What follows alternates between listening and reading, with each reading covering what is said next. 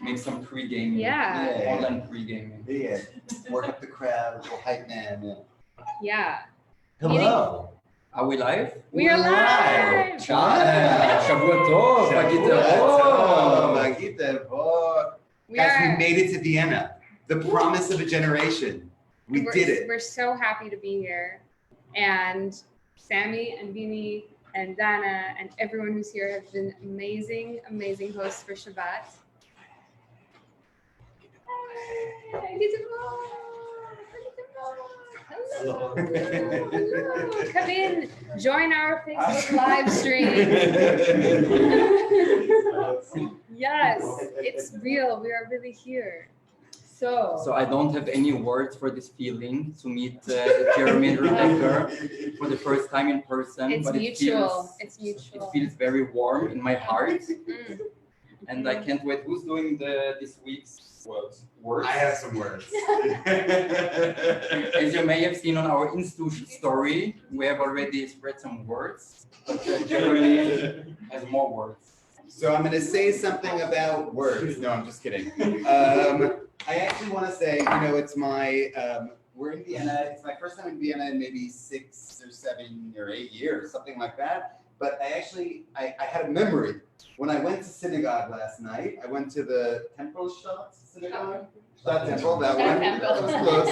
I went to the Stadttempel synagogue, and I had a memory that I was there 12 years ago.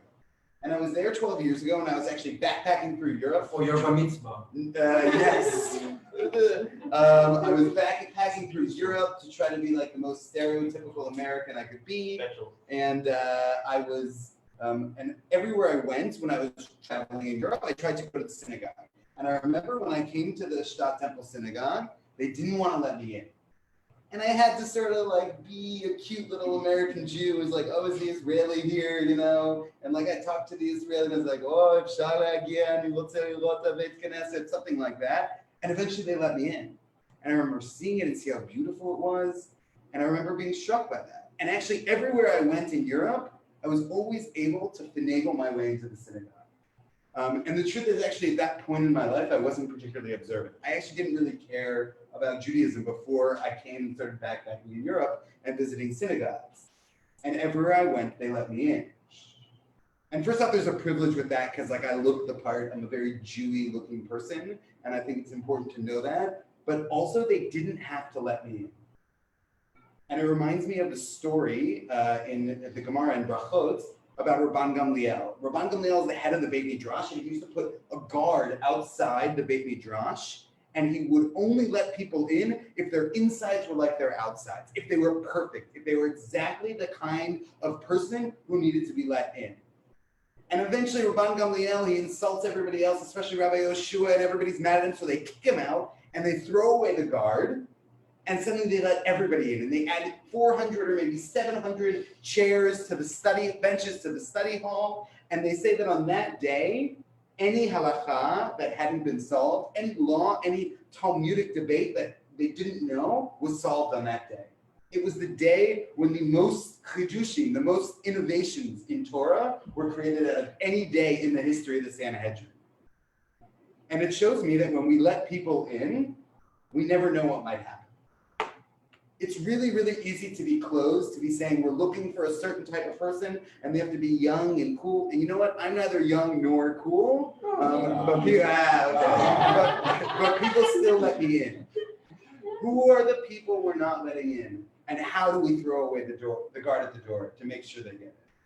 I think it's so important because if just one security guard hadn't let me into a synagogue, I might have given up.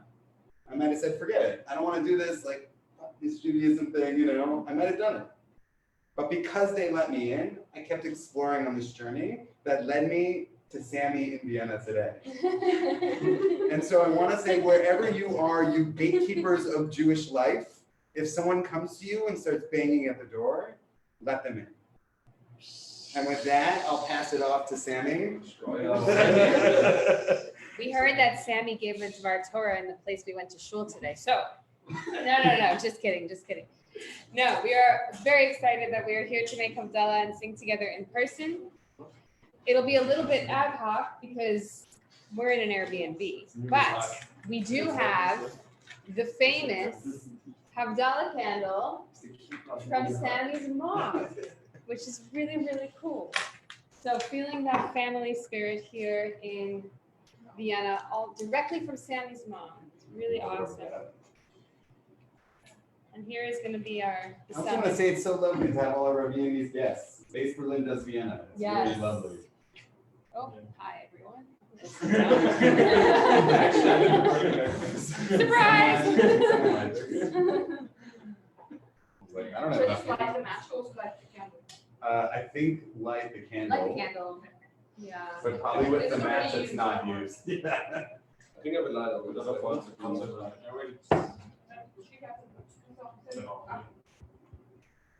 All right, the moment we've all been waiting for. Sammy's mom, wherever you are. Thank you for the this. candle. Thank you for this Watching moment. it. We're so They're proud. not in the Zoom call as your parents. Yeah. Also, hi, mom and dad. All right, let's do it.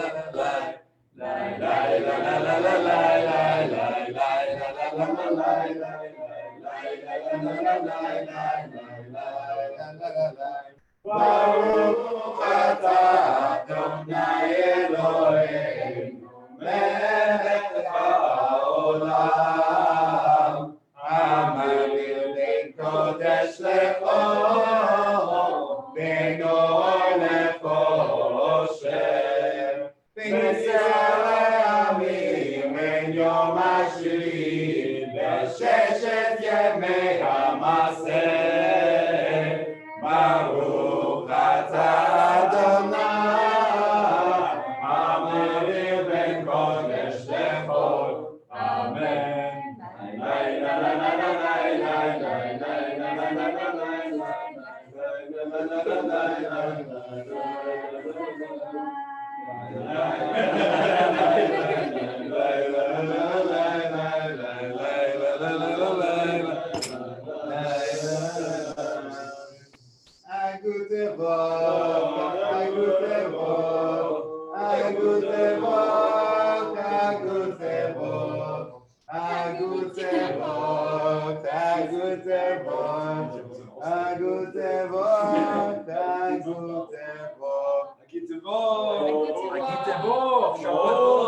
Sweet start in the week for all of us in EUJS&Base Berlin. I just want to say it's really actually a very hopeful moment when you make friends with someone over the internet for so many weeks in a row, and then you meet them in person. So just the hope that this brings in terms of the relationships that we can continue to build, even if we can't always gather in person, is going to keep us strong because we get this to look forward to. So Next with time that, we have to go to Mickey's place, by the way. It's very excluded. okay, well. Hey, Budapest, we're coming for you. Next up. All right, a gute Woche. Thank you. Woche. Thank you. Gute Thank you. Woche.